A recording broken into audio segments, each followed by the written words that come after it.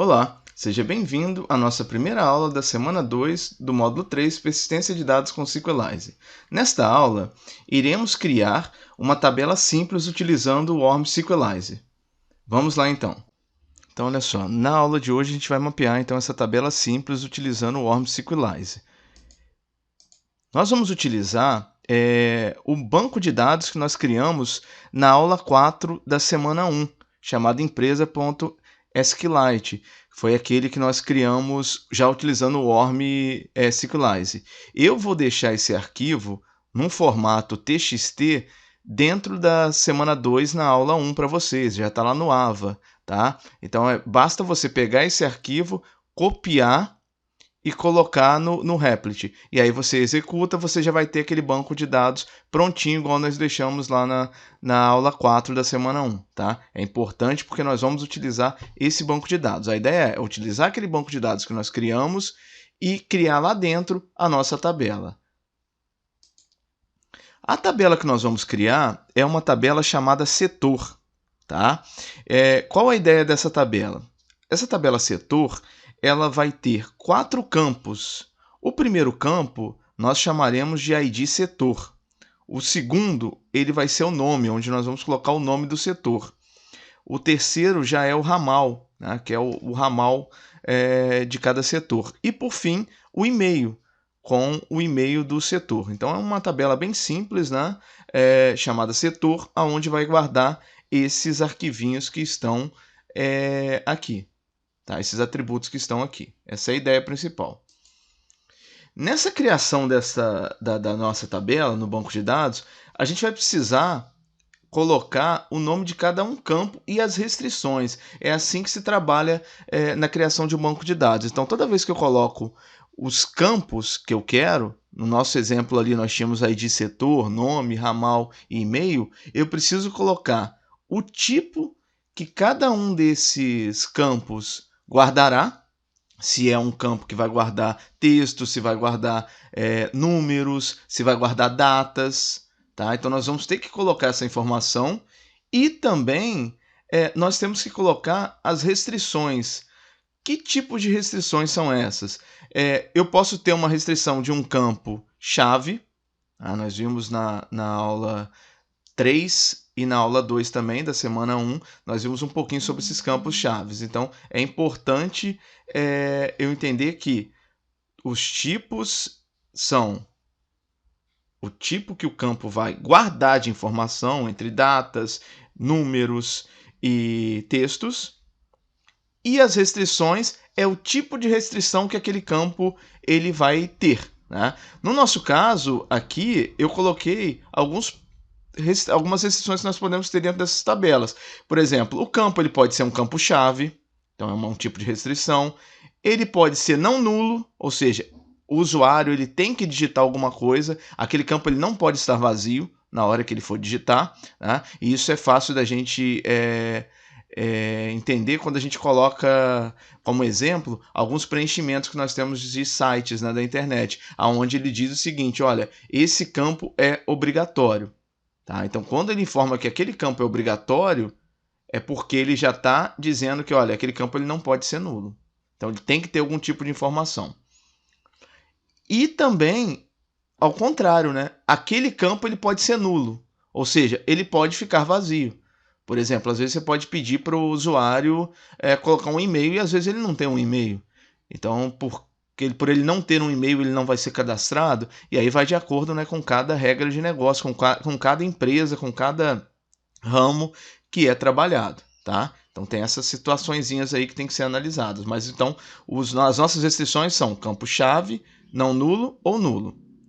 E os principais tipos, já tinha falado aqui, é o inteiro, que a gente chama de integer, o varchar, que é o texto, e o date, que é a parte data. Esses daqui são os principais e é o que a gente trabalha na maioria das vezes quando trabalhamos com bancos de dados. A tabela setor, no nosso caso, então, ficaria desse jeito, ó, que está mostrando aqui os nossos nomes de campos, que estão aqui. Em vermelho, a gente tem os tipos de dados. Então, olha, o meu ID setor, por ele guardar só números, ele vai ser um integer, né? E ele vai ter restrições, ó, olha o verdinho, que é de restrições. Not null, ou seja, ele não pode ser nulo, e ele é uma chave primária, ó, primary key, né? Chave primária. O nosso campo nome, ele vai ser de um tipo varchar, onde eu posso guardar até 40 caracteres, tá? Eu posso guardar desde 1 a 40 caracteres. No caso de nome, né, é praticamente impossível você ter somente um caractere. Mas o máximo que esse campo vai guardar é até 40 caracteres. Foi definido na criação. E ele é um tipo de restrição not null, ou seja, ele não pode ser nulo. No nosso campo ramal, nós temos também um varchar, nós guardamos textos, no máximo com 10 caracteres, e com restrição not null.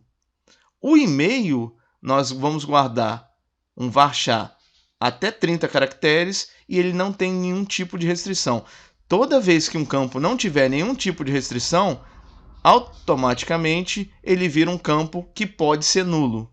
Tá? Então é importante destacar isso daqui também. Toda vez que um campo ele não tem nenhum tipo de restrição, ele pode ser nulo. Continuando então, além desses campos, né, e restrições, as tabelas elas possuem algumas operações. Então nós trabalhamos com operações das tabelas. Quais são essas operações? Nós vimos lá antes do ORM um banco de dados simples, utilizando estrutura SQL. Tá? A estrutura SQL que nós usamos era um insert. Tá? Então aqui dentro do ORM Sequelize, nós temos essas manipulações também, mas elas são muito mais tranquilas e muito mais fáceis de serem realizadas. Então, ó, todo banco de dados, toda tabela, perdão, ela possui, tá, esses tipos de manipulação dos seus dados, que são inserir registros, né, guardar, cadastrar esses registros dentro da tabela, excluir registros, né, retirar esses registros de dentro dessa tabela, alterar algum tipo de campo de registro, lembrando que campos chaves, né, eles não são alterados, né, porque por ele já é uma chave, então ele não consegue ser alterado, e também realizar pesquisas. Então esses daqui são os tipos de manipulação que nós fazemos em tabelas. Inserimos registros, excluímos registros, alteramos registros e realizamos pesquisas desses registros. Nós vamos utilizar as regras principais do mapeamento de objeto relacional, porque nós estamos utilizando um ORM. Então, o processo de manipulação desses dados ele acaba sendo muito mais simples para a gente estar praticando, a gente entender esse processo. Né? Então, preciso que vocês entendam que nós temos uma manipulação dos seus dados dentro das tabelas, nós temos a inserção de registros, a exclusão de registros, a alteração de registros e as pesquisas. Isso é o principal nesse momento. Então, como é que ficaria a nossa tabela setor? Na nossa tabela setor, quando ela for criada, ela vai ter os nossos campos, os tipos de cada campo, que estão aqui, e as restrições de cada campo. Além disso, nós teremos o quê? As opções de inserir registros, excluir registros e alterar registros. A parte de pesquisa, daqui a pouquinho a gente, para frente nas outras aulas, a gente fala um pouquinho. O principal agora é que dentro da nossa tabela setor é entender que nós temos os nossos atributos, que são esses 4 aqui, com os tipos deles e com as restrições.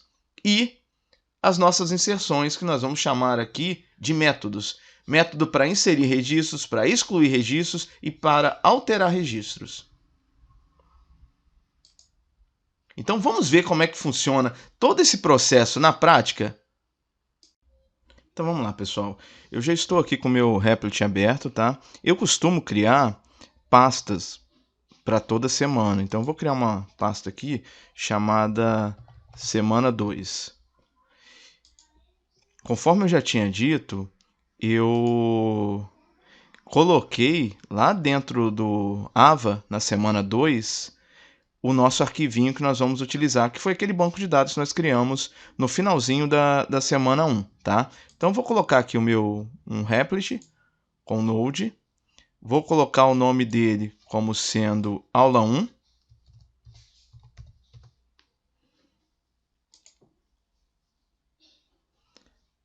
vou lá no meu Ava, ó, tem o meu arquivinho que eu deixei lá, arquivo fonte criação banco de dados Sequelize. Foi da aula anterior que nós vamos utilizar. Ó.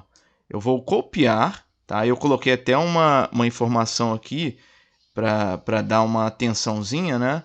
Que foi essa parte aqui, ó, que nós precisamos, antes de executar o comando, ó, a gente precisa fazer a instalação, tá? Do Cyclize e do SQLite. Ah, professor, mas por que eu preciso fazer essa instalação se eu já tinha feito?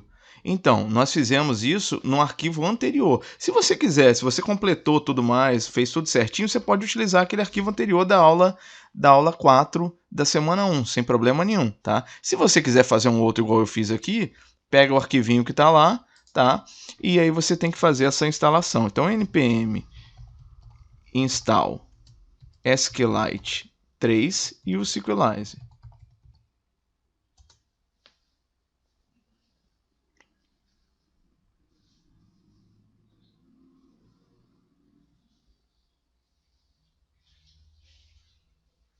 Vou guardar só um pouquinho ele finalizar. Enquanto ele está finalizando, ó, então nós temos aqui o mesmo arquivo prontinho, tá, pessoal? É aquele arquivo que nós usamos na outra aula. Então, olha só. Qual a ideia? Nós vamos criar a nossa tabela setor aqui dentro. Ó, então, perfeito, já fez a nossa instalação. Então, eu vou apagar só essa parte aqui, porque já não precisa mais dessa parte, né? Então, ó, nós temos aqui, só recapitulando, importamos as bibliotecas Cyclize, Model, Datatypes, aqui como constantes, tá? E utilizamos aqui o Cyclize, né? Requerendo ele. Depois nós fizemos a abertura. Deixa eu abrir aqui mais um pouquinho. Nós fizemos a abertura da nossa conexão com o banco de dados, SQLite e chamada empresa SQLite. Como eu não tenho ele aqui ainda, quando eu executar ele vai ser criado. E depois nós fizemos a estrutura de sincronismo, fazendo com que fosse forçado esse sincronismo, tá? Então vamos lá. Vamos executar ele aqui também, para ele criar o nosso banco de dados.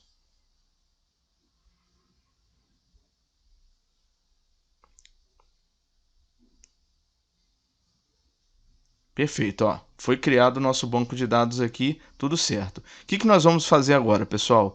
Depois dessa nossa observação que nós criamos o banco de dados, então, ó, Cyclize, New Cyclize, criamos o SQLite com um banco chamado empresa SQLite, antes do sincronismo, isso é muito importante, antes do sincronismo, porque o sincronismo é para fazer a atualização do banco de dados todo. Então, antes de fazer o sincronismo, nós vamos criar a nossa nossa tabela setor, tá? Então, a primeira coisa que nós vamos fazer aqui na nossa tabela setor é criar a nossa configuração. Então, deixa eu colocar aqui primeiro, ó, colocar aqui uma observação definindo a classe setor. Ok, perfeito. Está aqui definindo a classe setor, onde nós vamos definir. Mas, professor, como assim? Nós vamos definir uma classe setor? Sim, nós vamos criar essa nossa tabela como se fosse uma classe. Por quê? Porque ela vai ter métodos. Então, esse é o bacana do Cyclize. Nós conseguimos criar a nossa tabela utilizando métodos, tá? Então, vamos lá, ó. Class. Vou colocar o nome dela, então, ó, S maiúsculo, setor. E ela vai ser um stands, né? Ela vai estender também para o model. Perfeito. Já criamos aqui o nosso início. Ele vai ficar desse jeito mesmo porque a gente declarou e a gente ainda não usou, tá? Então ele está entendendo, ele está informando isso para a gente. Olha, você declarou, mas você ainda não utilizou. Perfeito. Agora nós vamos começar a inicializar essa nossa classe. Então nós vamos criar aqui, ó, um static init. É importante a gente estar colocando essas informações, por quê?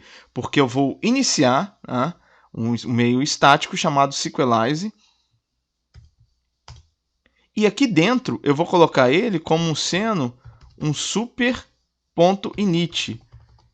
Essa parte aqui, o que ele está fazendo?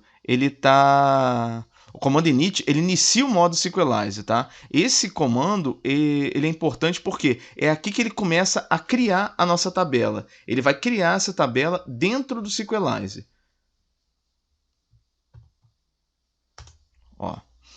Outro detalhe também, pessoal, toda vez que a gente for colocando parênteses, tudo que a gente for colocando de observações aqui, chaves, colchetes, enfim, ele vai abrindo e vai fechando. Então a gente tem que tomar muito cuidado para a gente não esquecer nenhum desses, tá? Porque se você esquecer, pode ser que dê algum erro, aí é mais difícil você achar, né, essa informação, esse erro.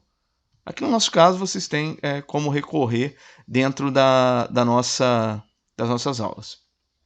Continuando então, dentro dessa parte, agora que nós criamos a parte do init, a gente começa realmente a criar os campos que vão pertencer à nossa tabela.